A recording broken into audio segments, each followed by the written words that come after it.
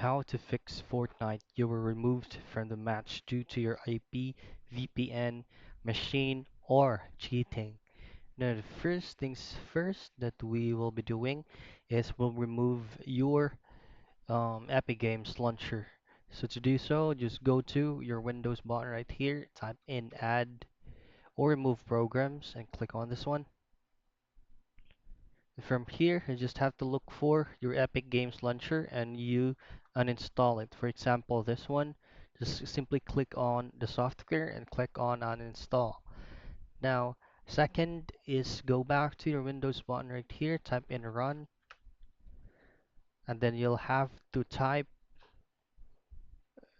Ridge Edit. Hit OK. Just click on yes. Then from here, there are plenty of folders that will appear, but all you have to do or where you will go is just go to current user, double click on it to maximize it, and then go to software. Now from software, all you have to do is find your Epic Games folder, double click on your Epic Games folder, and then delete identifiers folder.